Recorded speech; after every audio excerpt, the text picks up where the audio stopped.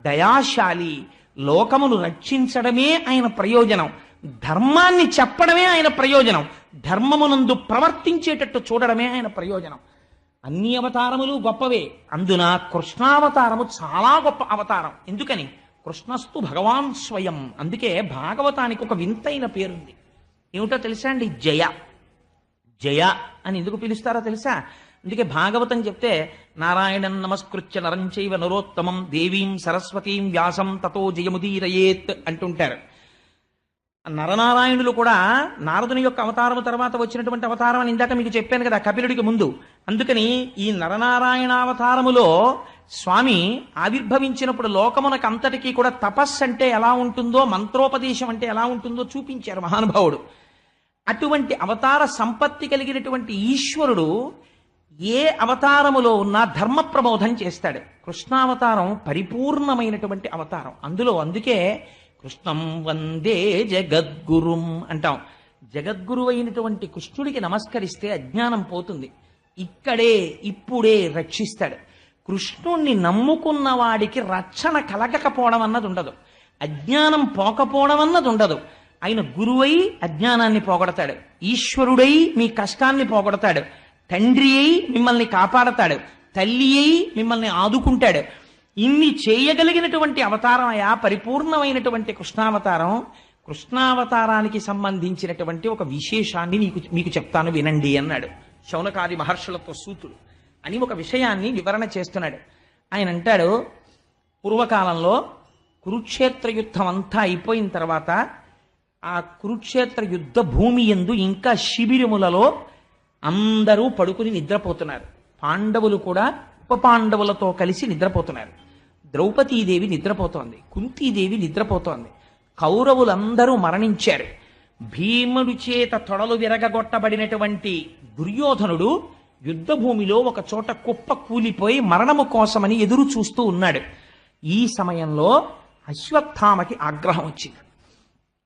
ఈ కురుసైన్యానికంతటికీ అంటే ధార్తరాష్ట్రులు, ధృతరాష్ట్రుని యొక్క పుత్రుడైనటువంటి దుర్యోధనుడి సైన్యమునకంతటికీ కూడా కలిగిన ఆపద, దుర్యోధనుడికి కలిగిన ఆపద చూసి అశ్వత్థామకి విపరీతమైనటువంటి బాధ, ఆవేశం కలిగి చేయరాని పని ఒకటి చెయ్యడానికి నిశ్చయించుకున్నాడు. ఉపపాండవులను సంహరిస్తానన్నాడు. ఉపపాండవులంటే పాండవులైనటువంటి ధర్మరాజ, భీమ, అర్జున, నకుల, సహదేవులకి ద్రౌపది యందు జన్మించినటువంటి కుమారులు వారు 5. ఆ 5 కుమారులు కూడా కురుక్షేత్రంలో యుద్ధం చేశారు. యుద్ధం చేసి ఒకనాటి రాత్రి గాఢ నిద్రలో ఉన్నారు. అందరూ అలిసిపోయి, ఇదిగో 3 రోజులు పాండిచేరి అవి అన్నీ తిరిగి వచ్చేసిన తర్వాత నిన్న ప్రసంగం చేసి వెళ్ళి పడుకుంటే ఒళ్ళు తెలియని నిద్ర పట్టేసినట్టు అందరూ పడుకుని నిద్రపోతున్నారు. నిద్రపోతున్న సమయంలో అశ్వత్థామ శిబిరంలోకి ప్రవేశించి నిద్రపోతున్నటువంటి ఉప పాండవుల యొక్క కుత్తుకలు కోసేసి 5 చంపేశాడు. చంపేసి నిశ్శబ్దంగా దుర్యోధనుడి దగ్గరికి వెళ్ళి, నీ ప్రాణోత్క్రమణము జరిగిపోయే లోపల నీకు ఒక శుభవార్త చెప్పాలని వచ్చాను. ఉప పాండవులను సంహరించాను. ఇప్పుడు పాండవులకు వంశం లేదు, పాండవుల తర్వాత ఇక బిడ్డలు లేరు. అభిమన్యుడు యుద్ధరంగంలో మరణించాడు. అందుకని ఇప్పుడు పాండవుల యొక్క వంశం అంతరించిపోయింది. నీకు నేను ఇచ్చినటువంటి గొప్ప కానుక చంపేశాను 5 అన్నాడు. తెల్లవారింది. మరణించి ఉన్నటువంటి కుమారుల్ని ద్రౌపదీదేవి చూసింది. గుండెలు బాదుకుని ఏడుస్తుంటే అవతల వైపు మిగిలినటువంటి యోధుడు ఇటువంటి పని చెయ్యగలిగిన వాడెవరు గుర్తుపట్టాడు అర్జునుడు. గుర్తుపట్టి ఒక మాట అన్నాడు, నేల మీద పడి పొర్లి గుండెలు బాదుకుని ఉప పాండవుల కోసం ఇంత ఏడుస్తున్నావు కదా ద్రౌపది, ఏ నీచుడు నీ కడుపున పుట్టిన 5 పిల్లల యొక్క శిరస్సులు ఖండించాడో ఆ దుర్మార్గుని యొక్క శిరస్సు ఖండించి తెచ్చి నీ పాదముల ముందుంచుతాను. నీ కుడి కాలుతోనో ఎడంకాలతోనో ఆ శిరస్సుని ఒక్క తన్ను తన్ని నీ పగ తీర్చుకో అన్నాడు. పూర్వం జరిగేటువంటి సంఘటనలు. దుశ్శాసనుడి యొక్క గుండెలు చీల్చి తెచ్చినటువంటి నెత్తుటితో ఆవిడ శిరస్సుకున్నటువంటి శిరోజములను కడుక్కుని రక్తముతో కూడిన కేశములను ఆవిడ ముడేసుకుంది.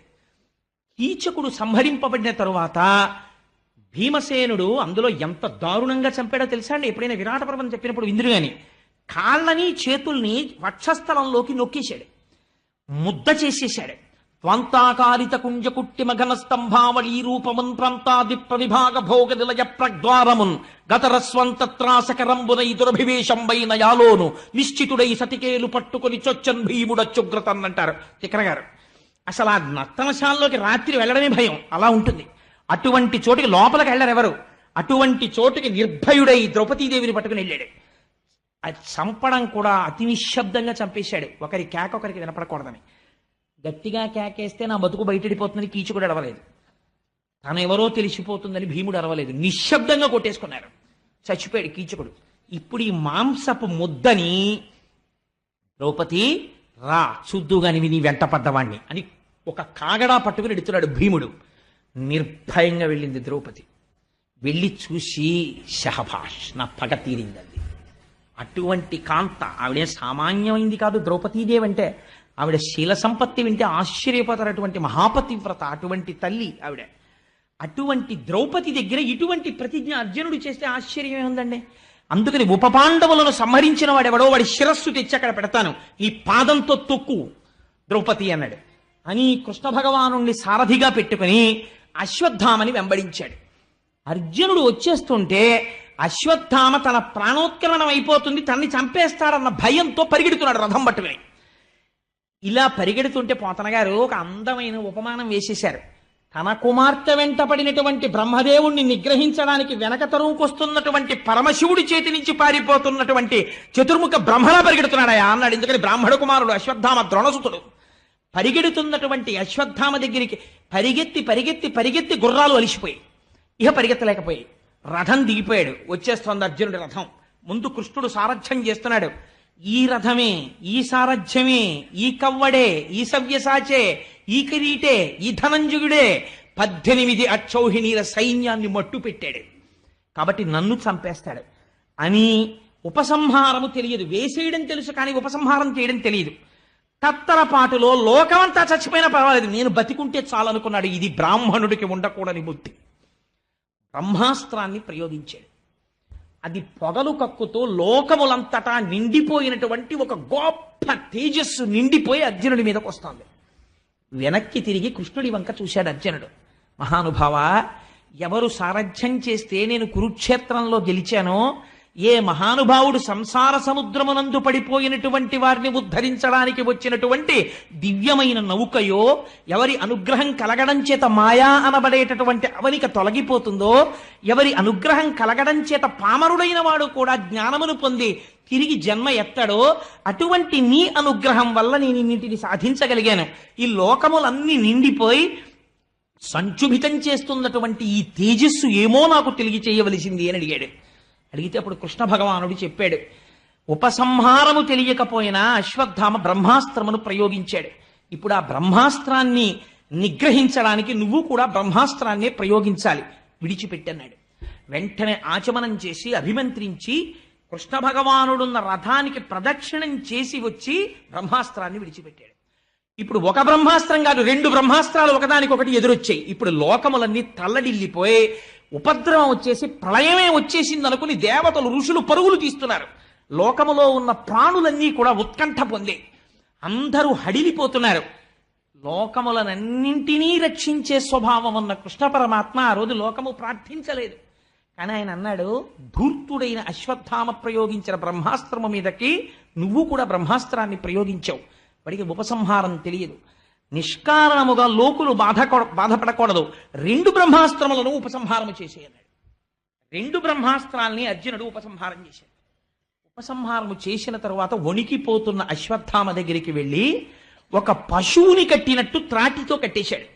కట్టేసి రథం మీద పెట్టాడు. పెట్టి విపరీతమైన వేగంతో యుద్ధభూమిలోకి వచ్చాడు. యుద్ధభూమికి వచ్చి అక్కడ నిలబెట్టాడు రథం దింపి. కన్నులు ఎర్రబడిపోయి ఉన్నాయి అర్జునుడికి. ఎదురుగుండా యమధర్మరాజు నిలబడినట్టు నిలబడున్నాడు. వణికిపోతున్నాడు అశ్వత్థామ. కృష్ణుడు అన్నాడు, అర్జున, నిద్రపోతున్నటువంటి అమాయకులైన ఉపపాండవులను సంహరించినటువంటి బాలఘాతకుడి అశ్వత్థామ. బ్రాహ్మణుడని చూడకు, గురుపుత్రుడని చూడకు, సంహరించేయి, కుత్తుక కత్తిరించు అన్నాడు. అర్జునుడు మాట్లాడలేదు, సంపలేదు.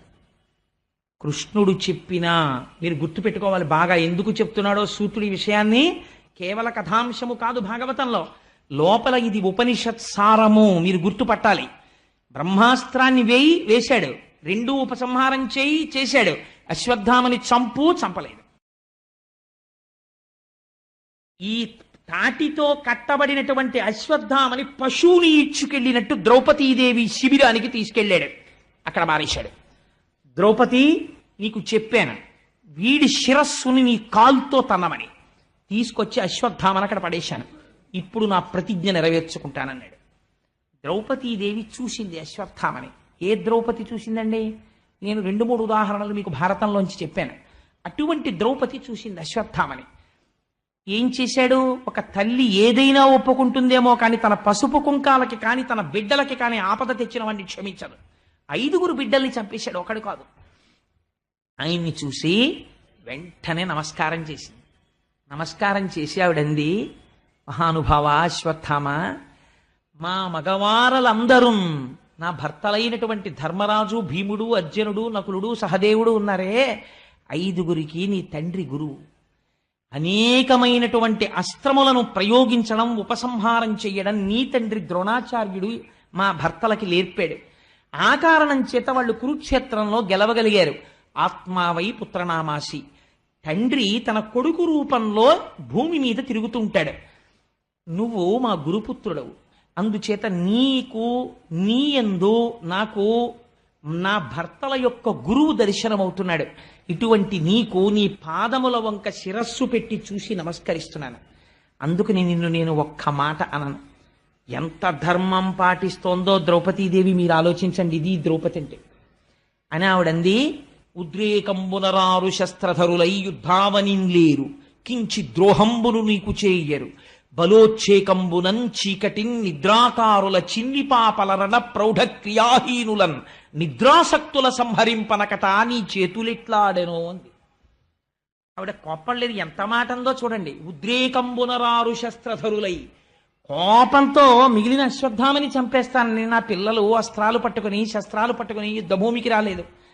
యుద్ధావనింలేరు. పోనమ్మా, పట్టుకు రాకపోతే యుద్ధభూమిలో కనబడ్డారు, చంపేశానందామా? యుద్ధావనింలేరు. కించి ద్రోహంబును నీకు చేయరు. ఇతపూర్వం ద్రోహం చేశారమ్మా, చంపేశానంటావా? నీకు ద్రోహం చెయ్యలేదు. బలోచ్చేకంబుతో చీకటి నిద్రాసక్తుల చిన్నిపాపల రణ ప్రౌఢ క్రియాహీనుల, అపారమైనటువంటి నిద్రలో సుషుప్తిలో ఉన్నటువంటి నా కుమారులు యుద్ధము చెయ్యడమునందు ఆసక్తి లేనివారై గాఢ నిద్రలో ఉన్నటువంటి వారు.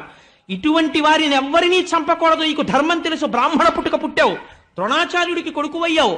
నిద్రాసక్తులై చిన్ని పాపల సంహరింపనకట నీ చేతులు ఎట్లా ఆడెనో నీకు ధర్మం జ్ఞాపకం రాలేదా అని అడిగింది. నాకు ధర్మం జ్ఞాపకం వచ్చిందే. 5 కొడుకుల్ని చంపినవాడు ఎదురుకుండా నిలబడితే ఒక మాట అనకూడదు. గురుపుత్రుడు, పుత్ర రూపంలో ఉన్న గురువు కాబట్టి నేను అనకూడదని నమస్కరిస్తున్నాను ఇంత బాధలో.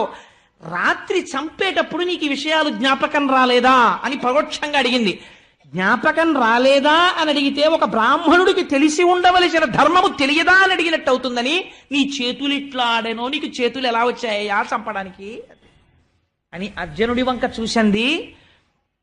అక్కట పుత్రశోక జనితాకుల భార విషణ్ణ చిత్తనై పొక్కుచునున్న భంగి నిలుబోర్ర కిరీటి నిబద్ధు చేసి నేడిక్కడ కిచ్చి తెచ్చుట సహింపనిదై భవదీయమాత నేడెక్కడ ఎట్టి శోకమున ఏ క్రియ ఏడ్చుచు మొక్కుచున్నదో. అర్జున, నేను ఎందుకు బాధపడుతున్నానో తెలుసా? 5 పిల్లలు సంహరింపబడిన తరువాత చచ్చిపోయారని నేను ఏడ్చాను ఇప్పటిదాకా.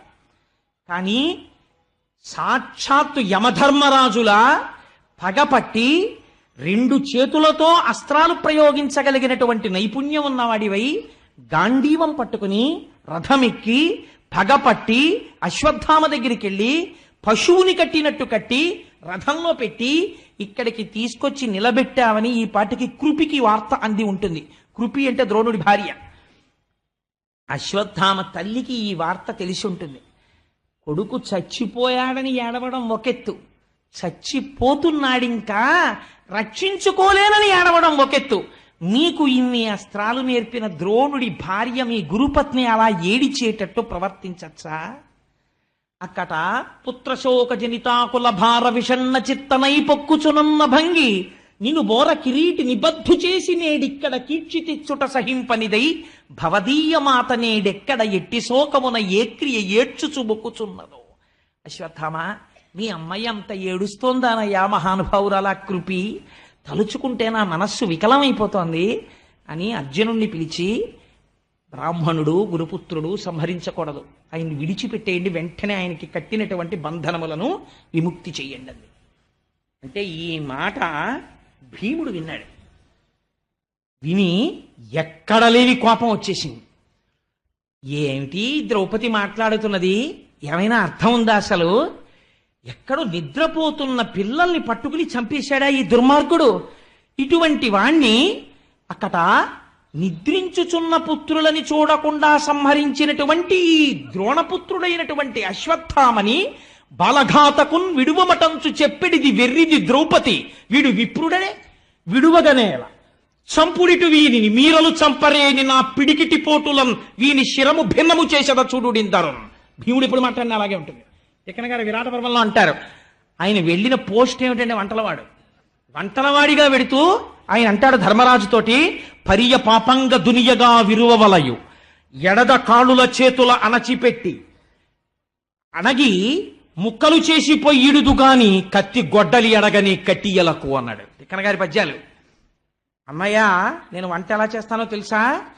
పెద్ద పెద్ద మొద్దులు పట్టుకొచ్చి నా భుజాబలంతో చీల్చేసి నా గుండెల మీద పెట్టి విరిచేసి నా తొడల మీద పెట్టి నొక్కేసి పొయ్యిలో బారేసి వంట చేస్తాను తప్ప కత్తి గొడ్డలి బుచ్చుకోనన్నయ్య కట్టెలు కొట్టడానికి అన్నాడు.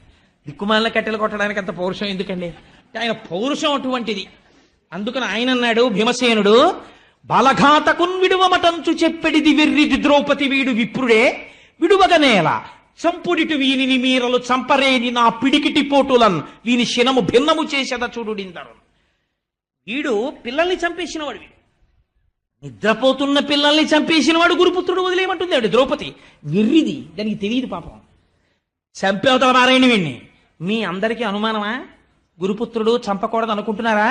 అలా అనుకుంటే చెప్పేయండి, భయం లేదు. నా పిడికిటి పోటులన్ అంటే వెక్కిరిస్తున్నాడు అర్జునుడిని. ఎందుకయా నీ గాంధీవం దిక్కుమాలింది కాల్సనా?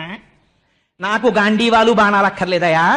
ఎలా చంపేస్తానో తెలుసా? నా పిడికిటి పోటులన్ 4 గుద్దులు గుద్దేస్తానా తలకాయ మీద. తలకాయలు కదా కోసేశాడు, తలకాయ ముక్కలైపోతుంది. చూతురు కానీ చూడండి, మీరు చంపుతారా నేను చంపేనా అన్నాడు.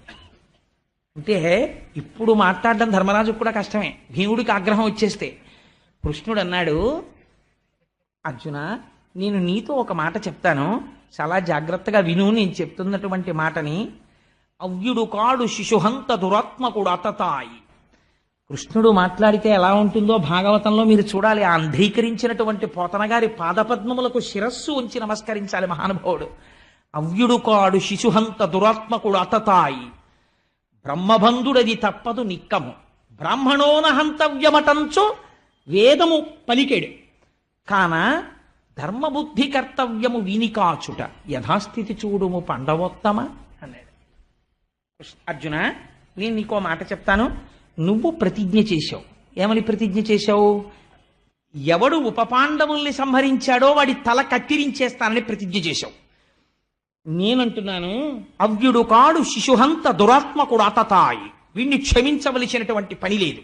ఒక పెద్ద బిరుదిచ్చాడు కృష్ణ పరమాత్మ, అతతాయి. అతతాయి అంటే ఇల్లు కాల్చేసేవాడు, విషం పెట్టేవాడు, హత్యలు చేసేవాడు, ఇలాంటివన్నీ అతతాయి అని పిలుస్తారు. బుద్ధినందు కలిగేటటువంటి ఆ ఉద్రేకాన్ని అణుచుకోకుండా ధర్మాధర్మ విచక్ష లేకుండా ప్రవర్తించేవాడు. అటువంటి ఆతతాయి హంతవ్యుడు, కాబట్టి చంపేవతల పారేయచ్చు. కానీ బ్రహ్మబంధుడది తప్పదు నిక్కము. ఆయన బ్రాహ్మణుడు, అది నిజం. ద్రోణాచార్యుడి యొక్క కొడుకు. బ్రాహ్మణోన హంతవ్యమటంచు వేద విదితంబగు. వేదం ఏం చెప్తోంది? బ్రాహ్మణుణ్ణి చంపకూడదని చెప్తోంది. వేదం ఎవరు చెప్పారండి? వేదం ఎవరు రాయలేదు. ఎవరు చెప్పారు? ఈశ్వరుడి యొక్క పలుకే వేదం. అందుకే శృతి, దాన్ని ఎవరు రచించలేదు. వేదం అపౌరుషేయము. కాబట్టి ఎవరు చెప్పారు? కృష్ణుడే చెప్పాడు, ఈశ్వరుడు కాబట్టి. కాబట్టి నేనేం చెప్పాను? బ్రాహ్మణుణ్ణి చంపద్దని చెప్పాను. నేను ఇప్పుడు ఏం చెప్తున్నాను? వీడిని చంపేయమని చెప్తున్నాను. ఎందుకు చెప్తున్నాను? ఆతతాయి, చంపేయమన్నాను.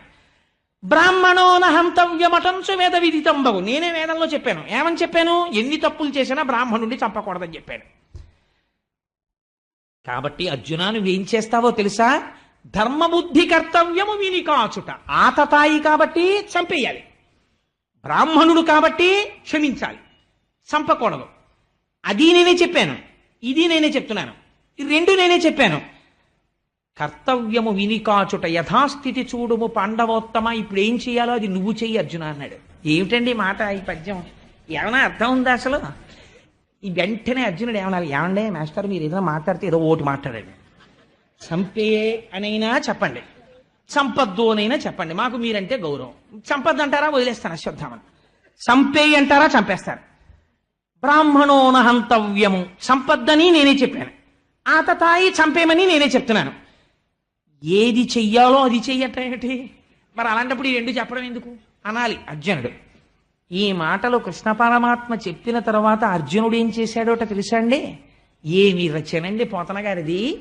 విశ్వస్తుత్యుడు చక్రశూరుడు మహావీరుండు ఘోరాసిచే అశ్వత్థామ శిరోజముల్ తడిగి చూడాంతర్మహారత్నమున్ శిశ్వత్కీర్తి వెలుంగ పుచ్చుకొని పాశవ్రాత బంధంబులన్ విశ్వాసంబున ఉచ్చిత్రోచ శిబిరోర్వీ భాగంబునన్ బాషిపోన్నన్నాడు. విశ్వస్తుత్యుడు లోకమంతటి చేత స్తుత్యుడు ప్రశంసింపబడినవాడు. విశ్వం శ్రీ మహావిష్ణువు యొక్క పేరు.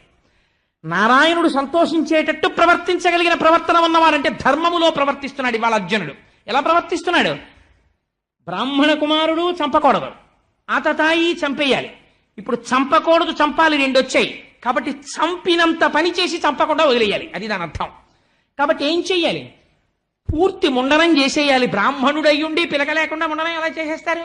బ్రాహ్మణుడిని గుర్తేమిటి? శిఖ ఉండాలి, చిన్న జుత్తైనా ముండనం చేయించుకునేటప్పుడు పిలక ఉంచుకొని ముండనం చేయించుకోవాలి. ఆ తర్వాత కొంచెం పెరిగిన తర్వాత కలిసిపోతే వాడి దోషం కాదనుకోండి. అందుచేత చిన్న పిలకుంచుకుని ఉండనం చేయించుకోవాలి, అంతేగాని పూర్ణ ముండనం చేయించుకోకూడదు. అందుకని పూర్ణ ముండనం చేసేయాలి, చేసేస్తే వాడు చచ్చిపోయినట్లు లెక్క. అందుకని చెప్పి ఇప్పుడు ఏమైంది? విశ్వస్తుత్యుడు చక్రశూరుడు మహావీరుండు ఘోరాసిచే ఒక కత్తి ఒకటి తీశాడు.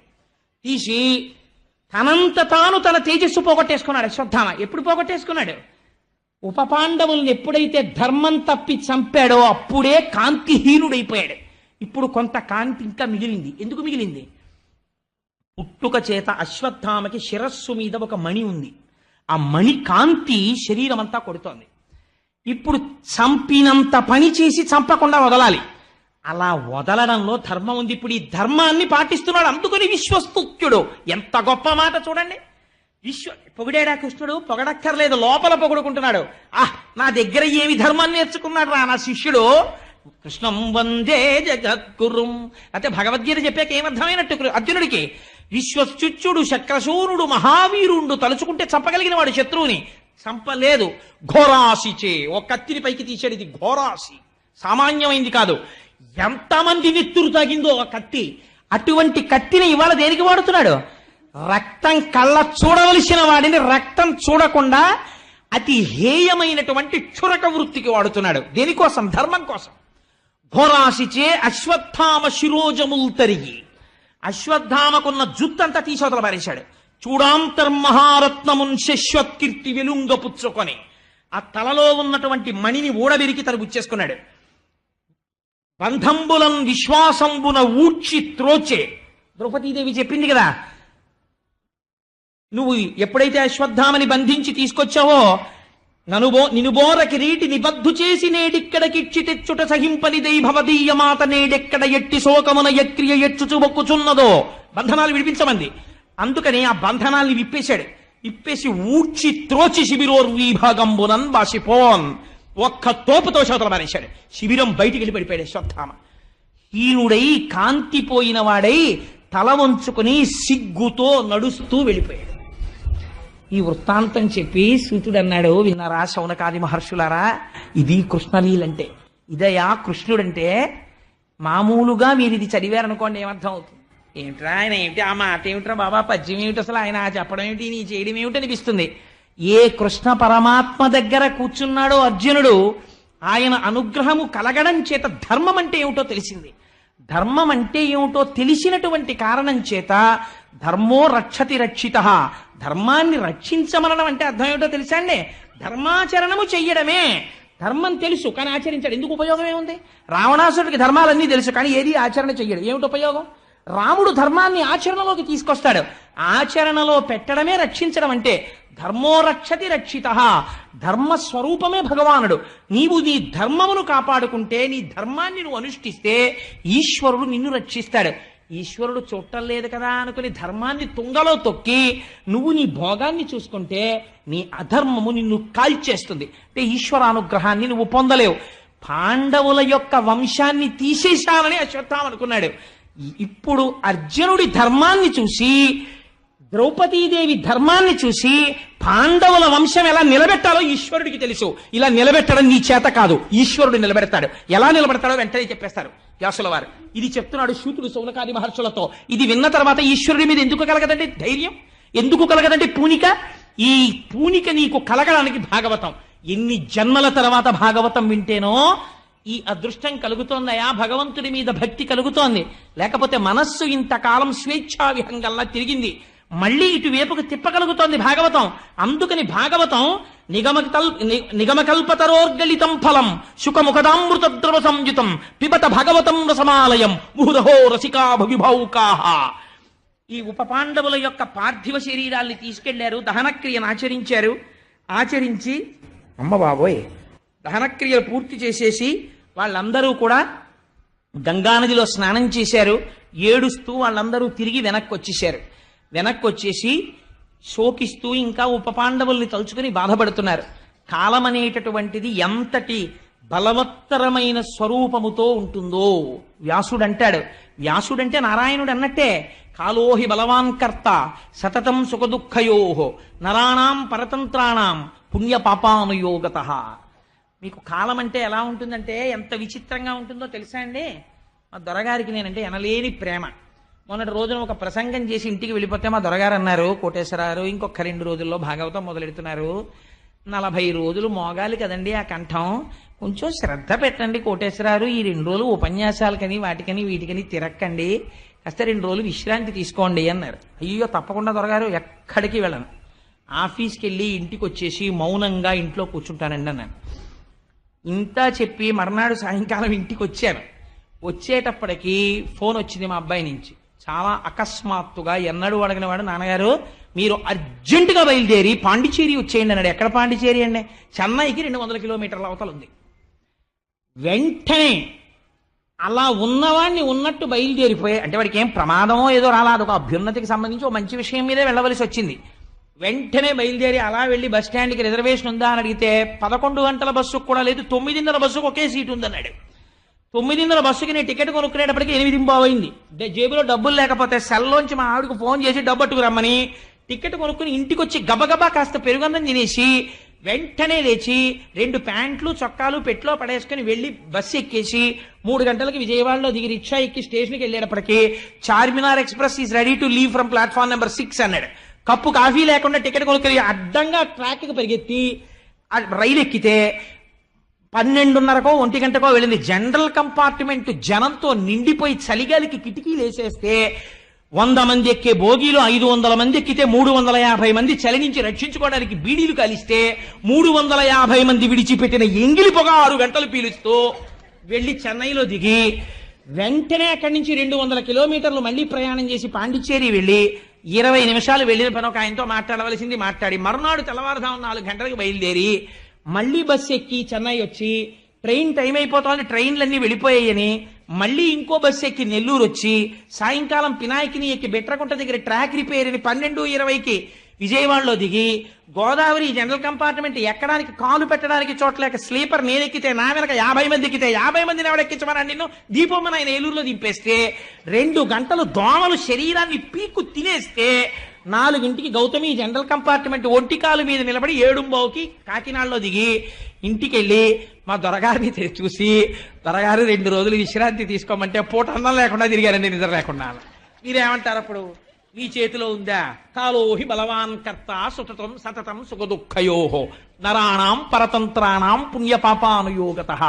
నాకు ఈ శ్లోకం గుర్తొచ్చి భీష్మస్తుతి జ్ఞాపకానికి వచ్చింది. అసలు యథార్థంగా ఈ ఘట్టం తర్వాత భీష్మస్తుతి చెప్పేయాలి, కానీ చెప్పట్లేదు, నేను దాన్ని దాచేశా. ఎందుకో తెలుసా అండి? ఎలాగో అనుకోకుండా భాగవతం ఒక అద్భుతమైన కాలంలో నడుస్తోంది, ఉత్తరాయణ పుణ్యకాలంలో. భీష్మ ఏకాదశి నాడు సాయంకాలం భీష్మాచార్యుల వారి గురించి భీష్మస్తుతి గురించి చెప్తాను. విని మనం తరించిపోదాం ఆ భీష్ముడి గురించి. ఆ రోజున గోపాలకృష్ణ గారు దేవస్థానం పాలక మండలి వారు అద్భుతమైన కార్యక్రమాలు పెడుతున్నారు.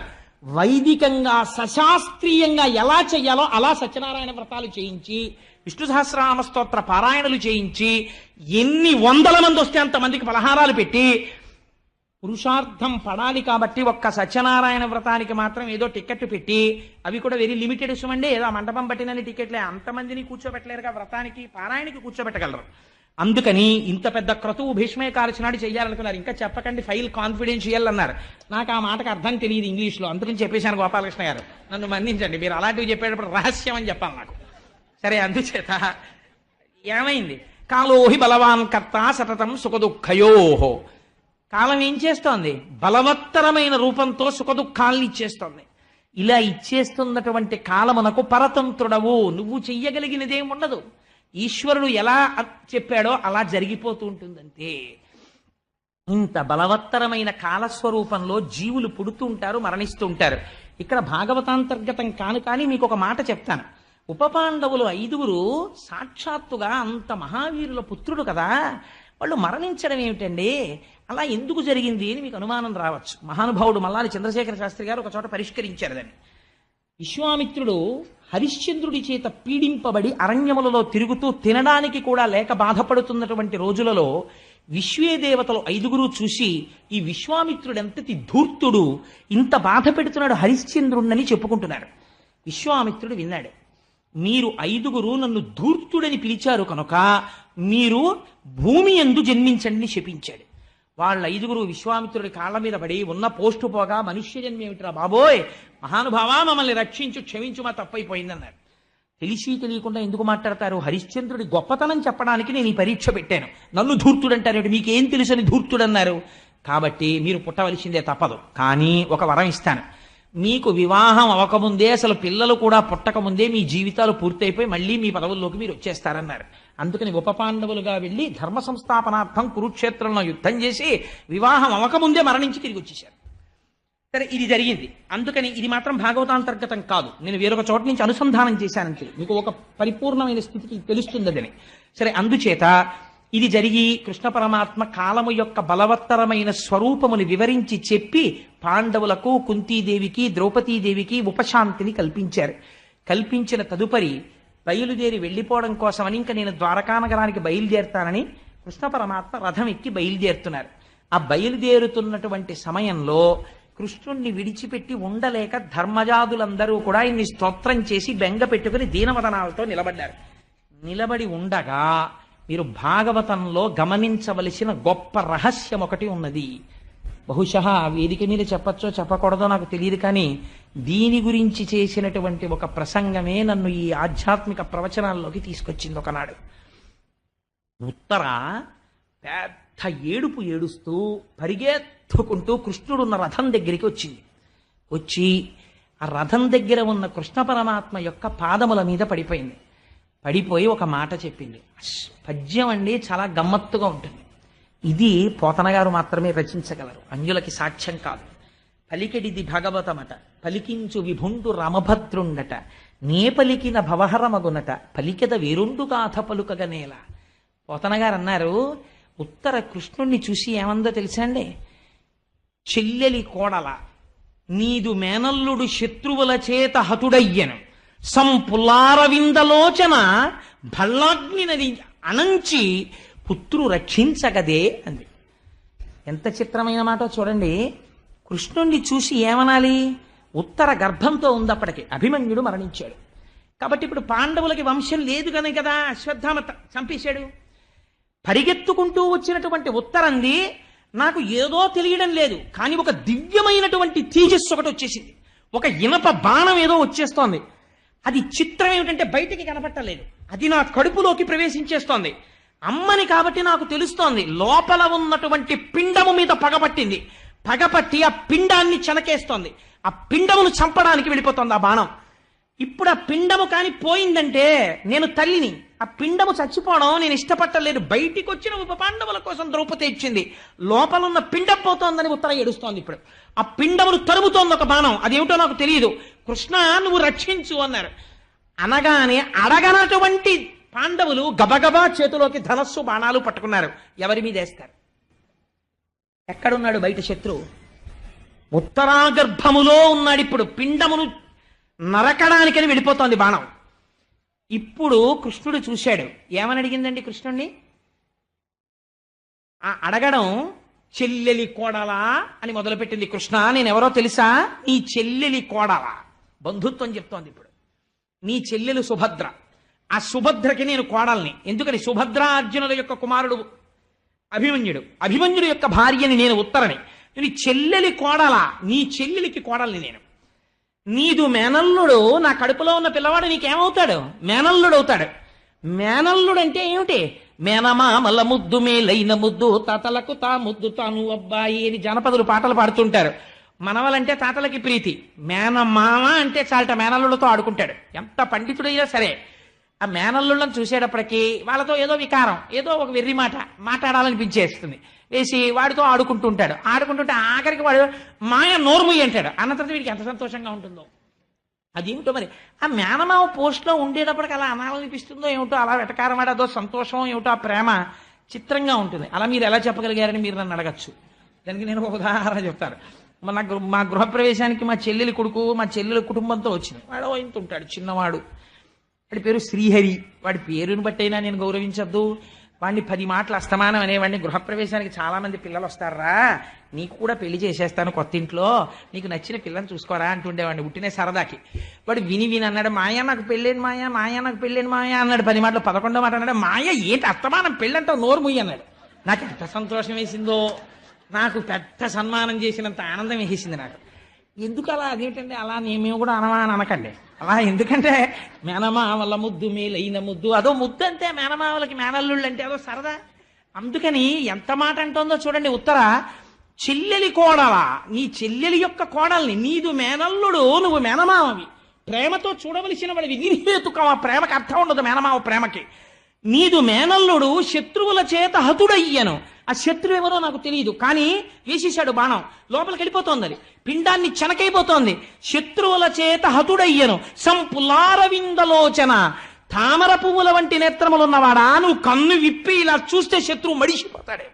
అటువంటి వాడివి. సంపులారవిందలోచన.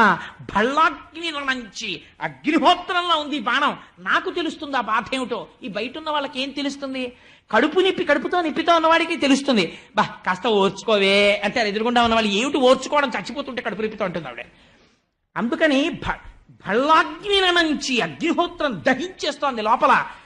శిశువు బ్రతికింపగదే, ఆ కడుపులో ఉన్న పిండాన్ని రక్షించవా కృష్ణ అని శరణాగతి చేసింది. ఈ పద్యంలో ఉన్న రహస్యాన్ని మీరు అర్థం చేసుకున్నారా? నేను త్యాగరాజస్వామి వారి కీర్తనల గురించి తల్లి పెద్దాడ సూర్యకుమారి గారు ఇక్కడ పాడుతున్నప్పుడు వ్యాఖ్యానం చేస్తూ ఒక మాట అన్నా. ఎప్పుడూ ఇలా చేతులు కట్టేసుకుని బిగిసిపోయి భగవంతుణ్ణి చూసి అయ్య బాబోయ్ మీరెంత వారండి బాబు, నేనెంత వారండి బాబు అనడం కాదయ్యా. చిన్న చొరవ ఉండాలి భగవంతుడి దగ్గర. ఉన్నప్పుడే దానికి ఒక పరిపూర్ణత ఉంటుంది ఆ భక్తికి అన్నాను. భగవంతుడితో అనుబంధం పెంచుకోవాలి. ఈశ్వరుడిగా ఈశాన్యంలో ఎందుకు పెడతారో, ఈశాన్యం పూజ గదిలో కూర్చుంటే ఏమవుతుందో భాగవతంలో ఇంద్రుడు కానీ, ఇంద్రుడు పరిగెడతాడు బ్రహ్మహత్యాపాతకం పోగొట్టుకోవడానికి ఈశాన్యం వైపు. వృత్రాసుర వధలో ఇంద్రుడు కానీ ఈశాన్యం గురించి. సరే, అందుచేత అలా ఈ పుట్టినటువంటి వాడు ఈశ్వరారాధనం చేసి తరించడానికి తన పూజా మందిరంలో పెట్టుకున్నటువంటి మూర్తితో, స్వామితో అనుబంధం పెంచుకోవాలి. అందుకే మన వాళ్ళు స్తోత్రం చేస్తే ఒక మాట చెప్తారండి, భగవంతుని నువ్వు చాలా గొప్పవాడి, చాలా గొప్పవాడి, చాలా గొప్పవాడి అని స్తోత్రం చేయడం కాదు. ఎంత మాట అన్నారంటే, త్వమేవ మాతా చ పితా త్వమేవ త్వమేవ బంధుస్య సఖా త్వమేవ త్వమేవ విద్యా ద్రవిణం త్వమేవ త్వమేవ సర్వం మమ దేవ దేవ. ఈశ్వర నువ్వెవరివో తెలుసా? త్వమేవ మాత, మా అమ్మవి నువ్వే. పితా త్వమేవ, మా నాన్నగారు నువ్వే. మా బంధువులు నువ్వే. మా స్నేహితులు నువ్వే. మా డబ్బు నువ్వే. మా సర్వస్వం నువ్వే అని ఊరుకోలేదు. శంకరాచార్యులు వారు అన్నారు, మాతా చ పార్వతీదేవి పితాదేవో మహేశ్వర బాంధవ శివభక్తాశ్చ స్వదేశో భువనత్రయం. పార్వతీదేవి మా అమ్మ, శంకరుడు మా అయ్య. వీళ్ళకి భక్తులందరూ మా కుటుంబ సభ్యులు, మా అన్నదమ్ములు, మా అక్క చెల్లెళ్ళు అన్నారు.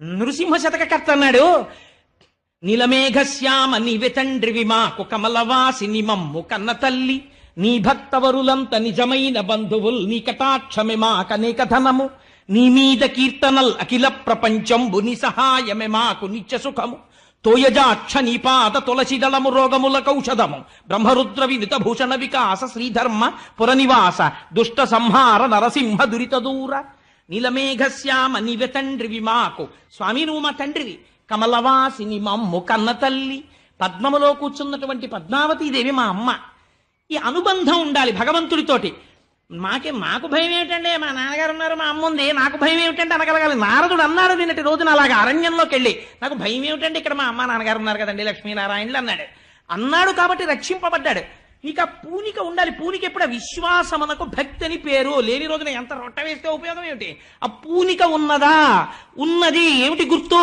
ఈ అనుబంధంతో ఇంతమంది గాంధీవం ఉన్నటువంటి అర్జునుడు ఉన్నాడు చేత గదది ధరించి తిప్పితే అగ్నిహోత్రాన్ని పుట్టించగలిగిన భీమసేనుడు ఉన్నాడు నకుల సహదేవులు ఉన్నారు అజాత శత్రువైన ధర్మరాజు ఉన్నాడు 5గురు మామగారులు అక్కడ నిలబడి ఉన్నారు 5గురి మామగారుల కాళ్ళు పట్టుకోలేదు నీ వాళ్ళు నిన్నేం రక్షిస్తారు నువ్వు మా మామగారు అంతవాడండి మా బావగారు ఇంతవాడండి మా మరిది గారు ఇంతవాడండి అని స్తోత్రం మాని నీ రక్షణ ఎక్కడుందో తెలుసా నీ ఇంటి ఈశాన్య దిక్కునుంది నీ స్వామిని నమ్ముకోవడం నేర్చుకో అలాగని మా బావగారి గురించి ఎందుకంటే అనవసరం అనకు నీ బావగారిని భగవంతుడిగా చూసుకో కానీ లోపల పూనికతో మాత్రం ఈశ్వరుడికి శరణాగతి చేయడం నేర్చుకో వాడు నీకు రక్షకుడు అన్యులు రక్షకులు కారు అందుకని ఆవిడ పాండవుల్ని ప్రార్థన చేయలేదు కృష్ణుడిని ప్రార్థన చేసింది చెల్లెలి కోడల ఎన్నో తరంలోదండి ఉత్తర పాండవుల యొక్క కుమారుడైన అభిమన్యుని యొక్క భార్య ఉత్తర అంటే కోడలు కాబట్టి పాండవుల యొక్క తర్వాత తరంలోది ఉత్తర కానీ ఈశ్వరానుగ్రహము ఇంటి రక్షణ ఎక్కడ ఉంటుంది వంశం నిలబడడం ఎక్కడ నిలబడుతుందంటే ఇంటికొచ్చిన కోడలికి ఉన్న భక్తి యందు వంశము నిలబడడం అన్నది ఉంటుంది కోడలు తీసుకొచ్చే కట్నం కోడలికి వెనకాల ఉన్నటువంటి పరివారం కోడలకు వచ్చిన ఇంగ్లీషు కోడలకున్న సీరియల్ నాలెడ్జి కోడలకున్నటువంటి టీవీ నాలెడ్జి క్రైటీరియాగా తీసుకుని కోడల్ని ఇంటికి తెచ్చుకుంటే ఆ తర్వాత అత్తకి కోడలకి పడకపోయి వీధిలోకి వచ్చి అల్లర్లు పడిపోతే వచ్చిన ఇబ్బంది అంటే ఉపయోగం ఏముంది కోడల్ని తెచ్చుకునేటప్పుడు జాగ్రత్తగా చూసుకోవాలి నీ ఇంటి పూజా మందిరాన్ని నిలబెట్టుకోగలదా ఇది పెద్ద కోడలికి లేదా కోడలికి నువ్వు ఇవ్వగలిగిన ఆస్తి దీన్ని పరంపరాగతంగా నడపగలిగిన సంస్కారము పుట్టింటి ఎందు పెంపొందించుకుని వస్తోందా లేదా అందుచేత ఇది కావాలి సాత్విక బుద్ధితో ప్రవర్తిస్తుందా మంచి మర్యాదలతో నిలబడుతుందా ఈశ్వరుణ్ణి తలుచుకుంటుందా నీ వంశాన్ని నిలబెడుతుందా ఎక్కడుందండి వంశానికి రక్షణ అందుకని కృష్ణుడి పాదాల మీద పడి నీదు చెల్లెలి కోడల నీ మేనల్లుడు శత్రువుల చేత హతుడయ్యను సంపులారవిందలోచన భల్లాగ్నినంచి శిశువు బ్రతికింపగదే అంది పోతన గారు అన్నారు ఎంత ఆశ్చర్యం జరిగిందో తెలుసా ఆ రోజున అన్నారు సకల ప్రాణి హృదంతరాలమున భస్వజ్యోతి అయ్యుండు ఈశ్వరుడు అచ్యుతుడు చిక్కలుండు అచ్యుతుడై ఎడన్ చక్రహస్తకుడై వైష్ణవమాయ గప్పి విరటజా గర్భంబున కురు సంతానార్థి అయి అడ్డమై ప్రకట స్ఫూర్తి ననంచ ద్రోణ తనయ బ్రహ్మాస్త్రమున్లీలతో ఎంత గొప్ప పద్యం వేశారో చూడండి ఆయన అన్నారు సకల ప్రాణి హృదంతరాళమున భస్వజ్యోతి అయ్యుండు సూక్ష్మకలుండు అచ్యుతుడయ్యడన్ అచ్యుతుడన్నారు అచ్యుతుడంటే ఏ పరిస్థితులలో ఏ కాలములో కూడా తన యొక్క స్థానము నుండి భ్రంశమును పొందనివాడు అటువంటి వాడు ఆయన ఎక్కడుంటాడు సకల ప్రాణి హృదంతరాళముల భస్వజ్యోతి అయ్యుండు భా అన్నది కాంతి జ్ఞానం అన్ని ప్రాణుల హృదయాలలో ఉన్న భావనలను అర్థం చేసుకోగలిగిన వాడు ఇంతమంది మామగారులు ఇక్కడున్నా రక్షించడం అన్నది మాత్రం ఆయన నుంచే రావాలి వీళ్ళు రక్షించిన ఆ రక్షణ శక్తి ఈయన నుంచే అక్కడికి వెళ్ళి ఇక్కడికి వస్తుంది ఓవర్ హెడ్ వాటర్ ట్యాంక్ లో నీళ్లుంటే పంపులోంచి వస్తాయి పంపు నీళ్ళక్కడ లేకపోతే పంపులోంచి ఏమొస్తాయి అందుకని ఇక్కడి నుంచి రావాలి ఇక్కడుంది మెయిన్ సెంటర్ అని పట్టుకుంది ఇది తెలుసుకున్నాడు స్వామి ఎలా తెలుసుకున్నాడు సకల ప్రాణి హృదంతరాళముల భస్వజ్యోతి అయ్యుండు సూక్ష్మ కళుండచ్యుతుడు అంటున్నావేమో సూక్ష్మ కళుండ్ మంత్రపుష్పం చెప్పేసింది నీవారసూకవత్తన్వి పీతాభాస్వత్యనూపమా వడ్డుగింజ పెట్టుకుని ఇలా గీరితే మొన ఎంత ఉంటుందో అంత ఇక్కడ ప్రకాశిస్తుంటాడు సూక్ష్మ కళుండచ్యుతుడ ఎడన్ విరటజాగర్భంబున చక్రహస్తకుడై అంగుష్టమాత్రుడైపోయాడు, బొటన వేలంత వాడైపోయాడు. ఇక్కడ బయట రథం దగ్గర నిలబడ్డాడు, అక్కడ ఉత్తరా గర్భంలోకి వెళ్ళిపోయాడు. బొటన వేలంత వాడై ఉన్నాడు, పట్టు పీతాంబరం కట్టుకున్నాడు, చతుర్భుజుడయ్యాడు, చేతిలో చక్రం పట్టుకున్నాడు, ఒక చేతితో గదని ఇలా తిప్పుతున్నాడు. ఇలా గదని తిప్పుతున్నవాడు ఎంతున్నాడు? బొటన వేలంతున్నాడు. కడుపులో పడుకున్న పిండమేమంటోంది? అమ్మ బాబోయ్, అగ్నిహోత్రం వచ్చేసింది, నన్ను ఇది కాల్చేస్తోంది, నన్ను రక్షించేవాడెవడు, నేను మొరపెడితే ఎవరికి వినపడుతుంది, గర్భంలో ఉన్నాను అని ఏడుస్తోంది. ఈయన ఆ పిండానికి ఎదురొచ్చాడు. ఎవరు వేశాడు? అశ్వత్థామ వేశాడు మళ్ళీ బ్రహ్మాస్త్రం. ఎవరిని చంపడానికి?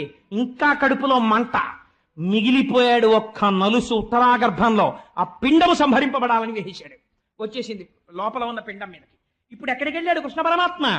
ఉత్తరాగర్భమునందు పెరుగుతున్నటువంటి పిండము యొక్క ముందు భాగమునందు అంగుష్టమాత్రుడై నిలబడ్డాడు. గదని తిప్పుతున్నాడు. చక్రహస్తకుడై వైష్ణవమాయ కప్పి, ఇదో గొప్ప మాట. వైష్ణవమాయని ప్రకటించాడు. ఒక్కసారి తన తేజస్సుని చూపించాడు. ఎక్కడ? ఉత్తరాగర్భంలో. ఎవరికి కనపడుతోంది? పిండమునకు తప్ప ఎవరికి కనపట్టాలా? ఉత్తరకి కనపట్టాలా, పాండవులకి కనపట్టాలా, లోకమునకు కనపట్టాలా. అమ్మ కడుపులో ప్రదర్శిస్తున్నాడు ఈ లీల, తాను బయట అలా నిలబడున్నాడు. చక్రహస్తకుడై వైష్ణవమాయ కప్పి కురు సంతానార్థి అయి అడ్డమై. కురు సంతానం అంటే వేరోట అనుకోకండి, కౌరవులంటే కురువంశంలో వాళ్లే పాండవులును కౌరవులు కూడా. అందుచేత కురు సంతానార్థి అయి అడ్డమై పాండవుల వంశము నిలబడడం కోసమని తాను పిండమునకు ఎదురెళ్ళి నిలబడి బ్రహ్మగారి అస్త్రము నుంచి వచ్చినటువంటి తేజస్సుని తన తేజస్సులో కలిపేసుకుని చాలా ఉల్లాసంగా సంతోషంగా పిల్లాడి వంక చూస్తే వాడి ఇంకా సరిగా అమరని 2 చేతులతో ఎంత అందగాడురా, బొట్టన వేలంతున్నాడు, పట్టు పీతాంబరం కట్టుకుని గద తిప్పుతూ చక్రహస్తకుడై మా అమ్మ కడుపులోకొచ్చి అంతటి అగ్నిహోత్రాన్ని తాగేసి నన్ను రక్షించాడా అని స్తోత్రము చెయ్యడము చేతకాని పిండము కనురెప్పలు పైకెత్తి చీకట్లో చూస్తుండగా అంతర్ధానమైపోయాడు. పురు సంతానార్థి అయి అడ్డమై ప్రకట స్ఫూర్తి ననంచ ద్రోణ తనయ బ్రహ్మాస్త్రమున్ లీలతోన్. అశ్వత్థామ చేత విడువబడనటువంటి బ్రహ్మాస్త్రము నుంచి పైకి వచ్చిన అగ్నిహోత్ర జ్వాలలను తాను తీసుకుని బయటికి వెళ్ళిపోయాడు. ఇది సూతుడు చెప్పన్నాడు. చిత్రంగా ఉందా ఈ మాట? అలా ఎలా పుచ్చుకుంటాడు అని అనుకుంటున్నావా? నీకు మొట్టమొదటి చెప్పాను కదా 22 అవతారాలు. 22 అవతారాలలో మొట్టమొదటి అవతారం ఇది. అన్నీ అందులోంచి వచ్చే ఉన్నది నారాయణుడు. అందులోంచి నాభికమలంలోంచి బ్రహ్మగారు వచ్చారు. అందులోంచి పుట్టిన వాడి తేజస్సుని ఎందులోంచి వచ్చాడో అందులోని వాడు పుచ్చేసుకోవడం పెద్ద గొప్ప. పుచ్చేసుకున్నాడయ్యా. అందుకు నా తేజస్సుని తనలోకి తీసుకుని వెళ్ళిపోయాడు. ఇది పాండవులు చేయగలరా? కృష్ణుడు చేశాడు. ఎందుకు చేశాడు? ఇప్పుడు అనుసంధానం చేయండి. ద్రోణాచార్యుల వారి కుమారుడైన అశ్వత్థామని రథం మించి దింపగానే కృష్ణుడు అన్నాడు చంపేయి అన్నాడు. అర్జునుడు వెంటనే చంపేసి ఉండుంటే వీడికి నేను 18 అధ్యాయముల గీత చెప్పినా వీడికి అర్థం కాలేదు ధర్మం అంటే ఏమిటో. కాబట్టి నేను ఉత్తరాగర్భంలో ఉన్న పిండాన్ని రక్షించక్కర్లేదనుకున్నాడు. తను చెప్పినా అశ్వత్థామని చంపలేదు. అది ధర్మము కాదు, గురుపుత్రుడు బ్రాహ్మణుడు అని వదిలిపెట్టేశాడు. ద్రౌపది వదిలిపెట్టేసింది. ఈ ధర్మాన్ని తన దృష్టిలో పెట్టుకున్నాడు. ధర్మో రక్షతి రక్షిత, ధర్మమే ఈశ్వరుడు. ధర్మమును పాటించిన వాణ్ణి తాను రక్షించాలి. ఇప్పుడు ఎలా రక్షించాడు? ఎవ్వడూ రక్షించలేని రీతిలో రక్షించాడు. ఇటువంటి రక్షణ ఎక్కడి నుంచి వస్తుంది? ఒక్క ఈశ్వరుడు మాత్రమే చెయ్యగలడు, కృష్ణుడు మాత్రమే చెయ్యగలడు. అటువంటి కృష్ణ పరమాత్మని నమ్ముకున్న వాడికి నీ కోరిక తీరదని ఇంకా నువ్వు అనుమానం పెట్టుకుంటున్నావా? నీ కష్టం తీర్చలేడని నువ్వు అనుకుంటున్నావా? అలా అనుకుంటే ఇంకా నిన్ను మార్చగలిగిన వాడు ప్రపంచంలో ఉన్నాడా? ఉత్తరాగర్భమునందు చనకబడుతున్నటువంటి పిండమును దహింపబోతున్నటువంటి అగ్నిహోత్రమును తన యొక్క తేజస్సులో నింపుకుని రక్షించినటువంటి పరమాత్మ పాదములు స్మరించి కృష్ణాని నోరున్నందుకు అంటే నిన్ను రక్షించడని నువ్వు ఎలా అనుకుంటున్నావు? అందుకని నీ యందు భక్తిని పాదుకొలపగలిగినటువంటి ఒక గొప్ప లీలని ద్రోణతనయ బ్రహ్మాస్త్రమున్ లీలతోన్. ఇది ఎలా చేశాడు? ఆ వెలుతురుని తనలోకి తీసుకోవడం పెద్ద కష్టపడిపోయి అల్లరైపోయి చేయలేదుట. చాలా హేళగా చిరునవ్వు నవ్వుతూ ఆ ఉత్తరాగర్భంలో ఉన్నటువంటి అగ్నిహోత్రాన్ని తాను పుచ్చేసుకున్నాడు. పిండం అలా చూస్తూ ఉండిపోయింది. రేపటి రోజున విందురు గారి పరీక్షిత్ అని పేరు ఎందుకు వచ్చిందో చాలా గమ్మత్తుగా ఉంటుంది ఆ ఆఖ్యానం. అందుచేత అటువంటి స్థితిలో రక్షణ చేశాడయా కృష్ణ భగవానుడు. ఉత్తర వెంటనే పొంగిపోయి సంతోషంతో నా కడుపులో అగ్నిహోత్రం చల్లారిపోయిందయా, నా పిండము రక్షింపబడింది, పాండవ వంశము రక్షింపబడిందని పొంగిపోయింది. పొంగిపోతే ఇప్పుడు థ్యాంక్స్ చెప్పాలి కదండి. ఎవరు చెప్తారు? మనం అయితే ఏమంటాం, చాలా థ్యాంక్స్ అండి బాబు, నిజంగా చాలా గొప్ప పని చేశారు, వచ్చే ఆదివారం నాడు మీకు పార్టీ ఏర్పాటు చేస్తాను సార్, లేకపోతే 1,00,000 తులసి ఏర్పాటు చేస్తాను సార్ అని కదా మనం అనాలి.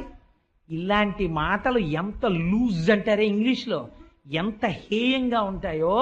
అసలు స్తోత్రం అంటే ఏమిటో, అసలు భగవంతుణ్ణి కుంతీదేవి ఆ రోజున ఏమని ప్రార్థన చేసిందో, నిజంగా కుంతీదేవి స్తోత్రము వింటే ఓహో ఇదనమాట మన జీవితంలో నేర్చుకోవలసిన పద్యాలు, మనం చెప్పుకోవలసిన పద్యాలు.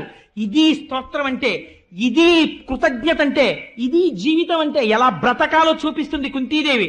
చేస్తుంది ప్రార్థన రేపటి రోజున అవసరిద్దరు కానీ. ఎందుకంటే ఇప్పుడు నేను మొదలు పెడితే అది పూర్తవుతుందని నాకు నమ్మకం లేదు, 10 అయిపోతుంది. అందుకని రేపటి రోజున దాన్ని మీకు విజ్ఞాపన చేస్తాను. కానీ భీష్మ ఏకాదశి నాడు తల్లి సరస్వతీ రూపురాలైనటువంటి వాణిగారు మీకందరికీ ఇటు శారదాదేవిని ఇటు పోతన గారిని మధ్యలో కృష్ణాష్టకం ఉన్నటువంటి ఆ ప్రసాదాన్ని పంచిపెడతారు. ఆ రోజు చాలా గొప్ప రోజు కనుక ఆ రోజున భీష్మాచార్యుల వారి జీవితం అది భాగవతాంతర్గతం కాకపోయినా భీష్ముడి జీవితాన్ని అనుసంధానం చేసి భీష్మస్తుతి చేస్తాడండి మహానుభావుడు యుద్ధభూమిలో.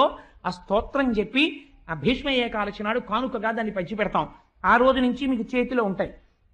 అప్పటి వరకు ఇంత మనం చెప్పుకుని ఆయన గురించి ఒక్క స్తోత్రం చేయకుండా వెళ్ళిపోతే మనం కృతజ్ఞులం అయిపోవండి. ఆర్తితో చక్కగా కృష్ణుడి మీద అష్టకం చెప్పుకొని బయలుదేరతాం. ఇదే మనని రక్షించేది ఏదైనా ఉంటే ఉత్తరని రక్షించలా. అందరూ అనండి, వసుదేవసుతం దేవం వసుదేవసుతం దేవం కంసచాణూరమర్దనం కంసచానూరమర్దనం దేవకీ పరమానందం దేవకీ పరమానందం కృష్ణం వందే జగద్గురుం కృష్ణం వందే జగద్గురుం అతసీ పుష్పసంకాశం సతీ పుష్పసంకాసం హారనూపురశోభితం హారనూపురశోభితం రత్నకంకణకేయూరం రత్నకంకణకేయూరం కృష్ణం వందే జగద్గురుం కృష్ణం వందే జగద్గురుం మందారగంధ సంయుక్తం మందారగంధ సంయుక్తం చారుహాసం చతుర్భుజం చారుహాసం చతుర్భుజం బర్హి పింఛావచూడాంగం భక్తి పింఛావసూరాంగం కృష్ణం వందే జగద్గురుం కృష్ణం వందే జగద్గురుం ఉత్పుల్ల పద్మపత్రాక్షం పుల్లపద్మపద్మాక్షం నీలజీమూత సన్నిభం నీలజీమూత సన్నిహం యాదవానాం శిరోరత్నం యాదవానాం శిరోరత్నం కృష్ణం వందే జగద్గురుం కృష్ణం వందే జగద్గురుం రుక్మిణీకేళీ సంయుక్తం రుక్మిణీ కేళీ సంయుక్తం పీతాంబర శిశోభితం పీతాంబర శిశోభితం అవాప్త తులసీగంధం అవాప్త తులసీగంధం కృష్ణం వందే జగద్గురుం కృష్ణం వందే జగద్గురుం గోపికానాం కుచద్వంద్వం గోపికానాం కుచద్వంద్వం కుంకుమాంకితవక్షసం కుంకుమాంకితరక్షసం శ్రీనికేతం మహేశ్వాసం శ్రీనికేతం మహేశ్వాసం కృష్ణం వందే జగద్గురుం కృష్ణం వందే జగద్గురుం శ్రీవత్సాకం శ్రీవత్సాకం మహోరస్కం మహోరక్తం వనమాలా విరాజితం వనమాలా విరాజితం శంఖచక్రధరం దేవం శంఖచక్రదళం దేవం కృష్ణం వందే జగద్గురుం కృష్ణం వందే జగద్గురుం కృష్ణాష్టకమిదం పుణ్యం కృష్ణాష్టకమిదం పుణ్యం ప్రాతరుత్థాయ యః పఠేత్ ప్రాతరుత్థాయయేత్ కోటి జన్మ కృతం పాపం కోటి జన్మ కృతం పాపం స్మరణేన వినశ్యతి. మరణేన వినశ్యతి. అంత గొప్ప అష్టకం అండి అష్టకం. సర్వం శ్రీ ఉమామహేశ్వర పరబ్రహ్మార్పణమస్తు.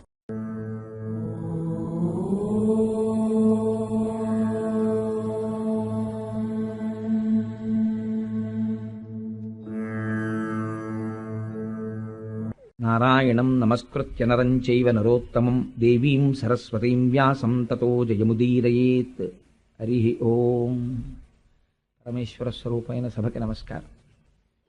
నిన్నటి రోజు ప్రవచనాన్ని పూర్తి చేసేసరికి మహానుభావుడైనటువంటి కృష్ణ పరమాత్మ పరీక్షిత్తుని రక్షించినటువంటి విధానం గురించి నేను 4 మాటలు చెప్పి ఉన్నాను. ఉత్తరాగర్భమనందున్నటువంటి పరీక్షిత్, ఆయన పేరు విష్ణురాతుడు అని పెట్టారు ధర్మరాజు గారు. అసలు ఆయన పేరు విష్ణురాతుడు, కానీ ఎవ్వరూ ఆయన విష్ణురాతుడని పిలవరు, పరీక్షిత్ అని పిలుస్తారు. ఎందుకు అలా పిలుస్తారు అన్నది మీకు ఎదర తెలుస్తుంది. అటువంటి విష్ణురాతుడు గర్భస్థుడై ఉండగా అశ్వత్థామ చేత ప్రయోగించబడినటువంటి బ్రహ్మాస్త్రము చేత చెనకబడుతున్నటువంటి సందర్భంలో ఉత్తర చేసినటువంటి స్తోత్రానికి ప్రసన్నుడైనటువంటి పరమాత్మ గర్భస్థమైనటువంటి పిండమును రక్షించాడు. తదనంతరము స్వామి అదే రథం దగ్గర హేళగా నిలబడి ఉన్నారు. పరమాత్మ యొక్క చేష్టితములంటే అలా ఉంటాయి. అందుకే అది హేతువుకి దొరుకుతుందా అంటే హేతువుకి దొరికేది కాదు. మహిమ్నా స్తోత్రంలో, శివమహిమ్నా స్తోత్రంలో పుష్పదంతుడు అంటాడు, నమో నీధిష్టాయ ప్రియదవదవిష్టాయ చ నమో, నమక్షోదిష్టాయ స్మరహర మహిష్టాయ చ నమో, నమో వర్షిష్టాయ త్రినయన అవిష్టాయ చ నమో, నమః సర్వస్మైతే తదిగమితి శర్వాయ నమః అంటాడు. బాగా దూరంగా ఉన్నవాడికి నమస్కారం, బాగా దగ్గరగా ఉన్నవాడికి నమస్కారం. మీరు రుద్రాధ్యాయం చూడండి, నమఃకపర్దినీ చ వ్యుక్త కేశాయ చ అంటుంది. బాగా జటలు పెంచుకొని జటాజూటం ఉన్నవాడికి నమస్కారం, తల మీద ఒక్క వెంట్రుక లేనటువంటి బోడిగుండుతో ఉన్నవాడికి నమస్కారం, చాలా వృద్ధుడైన వాడికి నమస్కారం, చాలా యవ్వనంలో ఉన్నవాడికి నమస్కారం. ఇవి ఎలా కుదురుతాయి చెప్పండి నాకు? ఇవి రెండూ పరస్పర భిన్నమైనటువంటి విషయాలు.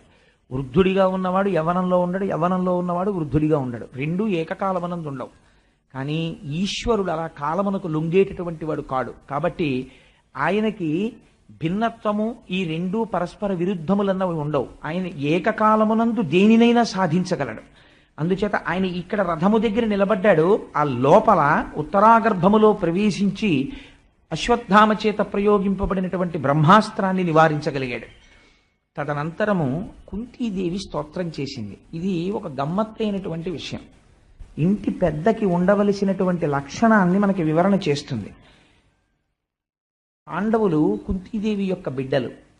ఈ సంస్కార బలం ఎక్కడి నుంచి రావాలి అంటే ఇంటి పెద్ద నుంచి రావాలి. ఒక ఇల్లు పాడైపోయిందంటే దానికి కారణం ఎవరు అంటే ఇంటి పెద్దే. తనకి లేని సంస్కారం, తను లేవగానే నిద్ర లేచి పూజామందిరంలోకి వెళ్ళి సంధ్యావందనం చెయ్యడు. తను లేచి పూజామందిరంలో కూర్చుని 4 స్తోత్రాలు చదవడు. తన ఇంటి కబ్బోర్డ్లో రామాయణం పుస్తకాలు కానీ భాగవతం పుస్తకాలు కానీ ఉండవు. తను ఎప్పుడూ కూర్చుని ఒక్క భగవత్ సంబంధమైన గ్రంథం గురించి మాట్లాడడు. తన పిల్లలతో మాట్లాడేటప్పుడు ఒక పోతన గారి గురించో, ఒక వాల్మీకి మహర్షి గురించో, మన జాతి సంపద గురించో, మన సంస్కృతి గురించో పలకడు. తన పిల్లలు మాత్రం చాలా సంస్కారవంతులై ఉండాలని కోరుకుంటాడు. ఎలా జరుగుతుంది చెప్పండి నాకు? మనకి పరానుకరణము అని ఒకటి ఉంది. పిల్లలు తల్లిదండ్రులు ఎలా ప్రవర్తిస్తారో అలా ప్రవర్తిస్తారు. మా తండ్రి గారు దేన్నైనా అంగీకరిస్తాడు, కానీ ఇది అంగీకరించలేడు అని బిడ్డడికి తెలిసింది అనుకోండి, అసలు 90% ప్రవర్తన బిడ్డడిది నియంత్రించబడిపోతుంది. బిడ్డడి ముందే తండ్రి చేయరాని పని చేస్తున్నాడు అనుకోండి, ఆ బిడ్డడు చెయ్యకుండా ఎలా ఉంటాడు? మా తండ్రే చేసింది నేను ఎందుకు చేయకూడదు అనుకుంటాడు. కాబట్టి ఇంటి పెద్దకు ఉండవలసిన లక్షణాన్ని ఆవిష్కరిస్తున్నారు. కుంతీదేవి స్తోత్రం చేసింది కృష్ణ పరమాత్మని. ఆవిడంది ఆదినారాయణ అని ప్రారంభించింది. ఎంత గొప్ప పేరండి ఆ పేరు, ఆదినారాయణ అన్న పేరు.